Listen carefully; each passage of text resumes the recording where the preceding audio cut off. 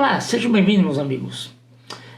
Em 1960, os estúdios Hanna-Barbera lançaram os Flintstones, que era um desenho, uma sitcom na realidade, em formato de animação, que se passava na Idade da Pedra. Bem, a série mostrava o cotidiano de uma família típica americana dos anos 50. E a série fez muito sucesso, em parte por causa dos gadgets que apareciam na série. Tudo aparelhos eletrodomésticos e tal, e imaginados como se fosse na Era da Pedra, o que era muito divertido. Bom, aí entra a questão. O que acontece quando um produto faz sucesso? O que Hollywood gosta? O que Hollywood quer? Quer din-din, grana, money. Então, foram lá correr atrás do mesmo formato, fazer uma coisa mais ou menos parecida, e para surfar na onda dos Flintstones, né?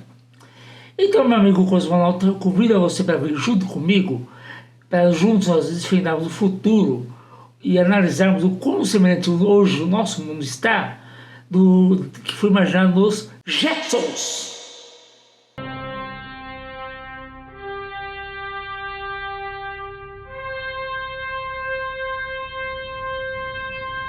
Cosmos Cultura Nerd. Os Jetsons eles foram lançados em 1962, começo dos anos 60. E assim como os Flintstones mostravam o cotidiano de uma família do futuro, mais ou menos daqui um século. A série de 62, então, o imaginado pelos criadores seria a vida em 2062. E assim, mostrava também todas as modernidades que o século XXI pode imaginar. Detalhe, século XXI foi imaginado lá em 1962. Vejam bem, não 61 de 2021, não o século XXI de 2024, não. De 62 lá, mais de 60 anos atrás. Então, e assim, refletia as expectativas e aspirações que prevaleciam naquela época, todas as expectativas que a sociedade tinha em relação ao futuro, os avanços tecnológicos que iam poder trazer, tudo que tornaria a vida futurista relativamente mais fácil. Bom, o desenho trata o cotidiano de uma família comum vivendo no futuro. E assim nós temos o George Jetson, que era o único responsável pelo sustento da família, uma coisa que era refletida nos padrões comuns da família tradicional americana dos anos 50, assim como os Flintstones, a mesma coisa. Um casal com 2 filhos, um adolescente, um mais novo e um vindo com um cachorro. O padrão médio da família americana. Pronto. Não tem tirar nem pôr. E assim, as pessoas naquela época dos Jetsons, começo dos anos 60, elas tinham geralmente uma expectativa de uma visão geralmente positiva em relação ao progresso tecnológico. Elas imaginavam que o mundo ia ter um avanço do progresso tecnológico, que o futuro ia ser maravilhoso, ia ser ótimo para todo mundo. Um mundo com carros voadores, casas automatizadas, robôs domésticos, muitas inovações, tudo que tornaria a vida mais fácil e conveniente. E essa perspectiva ela foi influenciada pelas realizações tecnológicas que estavam ocorrendo naquela época. Então vamos lá, voltar um pouquinho, até 61, vamos voltar uns 10 anos, o que estava surgindo nos Estados Unidos naquela época, a própria televisão.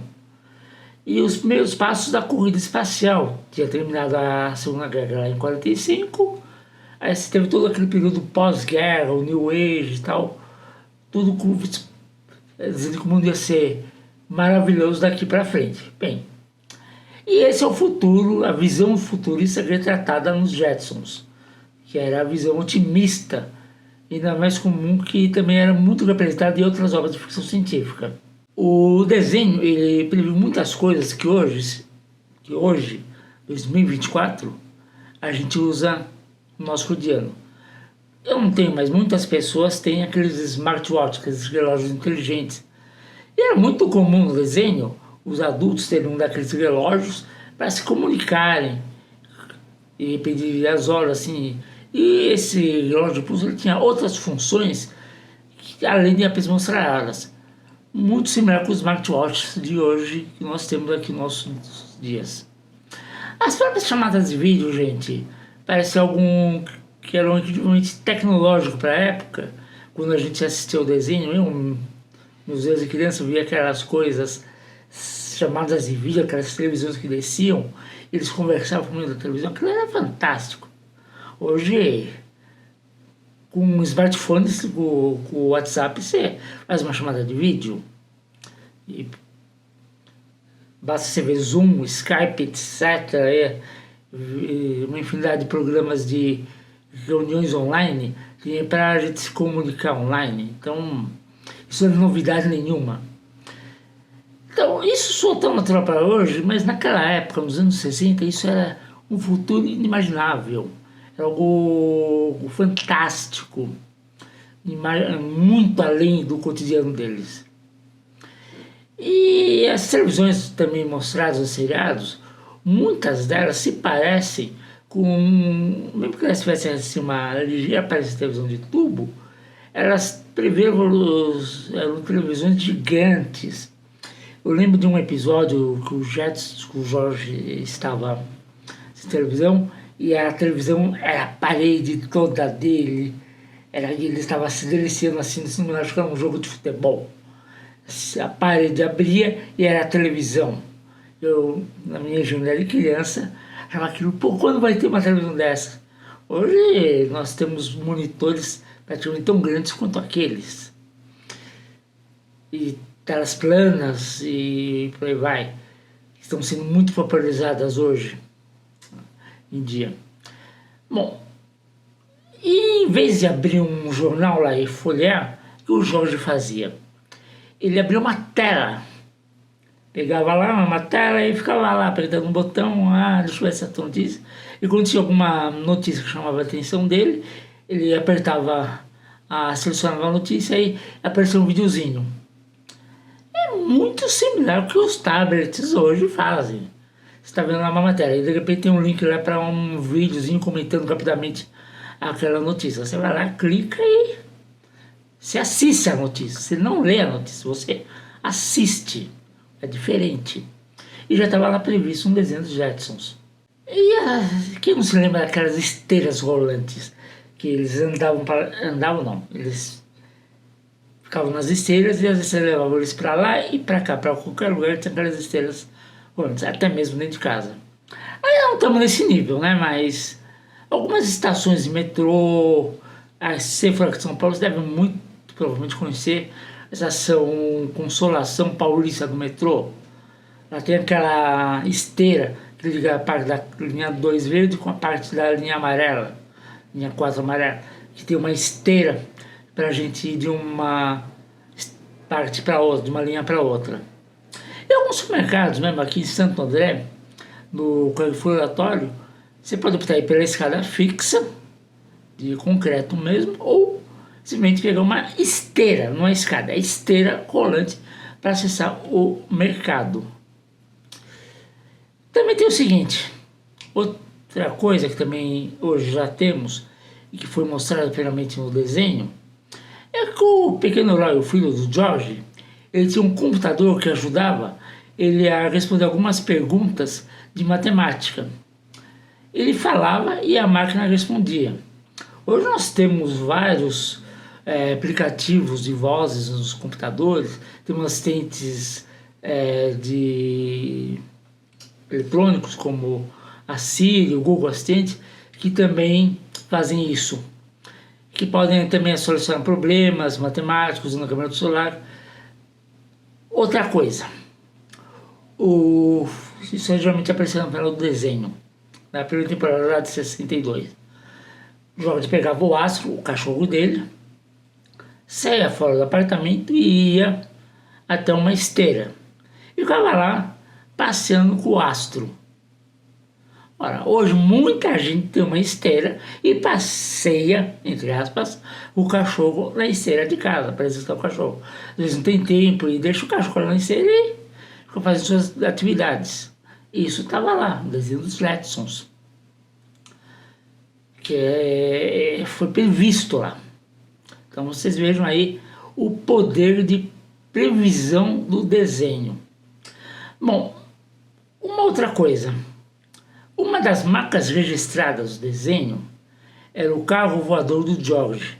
Aquele carro voador que aparece na abertura do desenho. Bem, aquele carro é uma história à parte, galera. Aquele desenho foi inspirado com um carro conceito da Ford, o Ford Atmos, de 1964. Ele foi um protótipo de um carro concebido pela Ford para a série de carros do futuro, como eles imaginavam que poderiam ser os carros no futuro, carros conceitos. Ele tinha uma aparência muito aerodinâmica, futurista, e tinha uma cabine para transparente e asas retráteis, que sugeriam que o carro tinha capacidade de voar. Lógico que ele não tinha, mas a ilusão seria que ele poderia voar. Uma outra inspiração para o carro foi o Ford Levecar Mach 1. Esse carro, um detalhe, como dizer isso, ele não tinha rodas. O carro não tinha rodas. Ele era um hovercraft. Ele flutuava em um colchão de ar. Ele produzia uma coluna de ar comprimido capaz de sustentar o carro, que equivalia a 6,8 atmosferas de pressão. Então o colchão que sustentava o carro para cima era de 6,8 atmosferas. A gente aqui no nível do mar está a 1 atmosfera, então era quase 7 vezes mais a pressão do ar ao nível do mar. E os designers dos Jetsons, ao criar o carro voador da série, eles incorporaram assim vários elementos semelhantes ao design, que com a aparência futurista, aerodinâmica, tudo com a ideia de que um veículo pudesse voar. Também a gente tem o Jim De Wong, que ele foi o arquiteto pessoal que teve um papel muito significativo na concepção visual do Jetson. Ele ajudou a criar vários elementos arquitetônicos futuristas que caracterizaram o cinema da série. E fora isso, a visão e a influência do cenário da série e a estética de George Jetson, ele que desenvolveu todos esses cenários, uma visão do futuro. Novamente eu insisto, a visão que se tinha nos anos 60. O que hoje a gente pode dizer que é uma visão retrofuturista da atualidade. Com todas aquelas formas geométricas, linhas limpas, elementos de designers inovadores, tudo isso teve sua influência nesse design, Jim De Wong. Ele também influenciou o design dos interiores das séries, criando assim espaços futuristas, amplos, elegantes para a casa da família dos Jetsons e ambiente.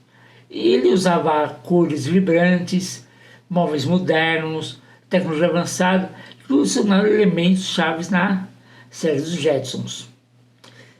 Mas aí a pergunta que não quer calar: por que diabos os Jetsons antecipam tanta coisa? Já pararam para se perguntar? Inspirou, isso não se discute, mas por quê?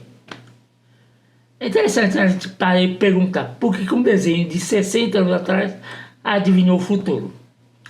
Bem, isso é interessante. Isso é o que se considera como profecia autocumprida ou profecia realizadora. O desenho e a ficção científica, de um modo geral, o que elas fazem? Elas expõem conceitos, lançam ideias à sociedade. E esse conceito, essa ideia, cria um estímulo para que as pessoas trabalhem em direção a tornar essa ideia, esse conceito que foi imaginado em realidade. Muitas vezes não exatamente da forma que foi desenhada lá, imaginada lá, mas de uma maneira similar.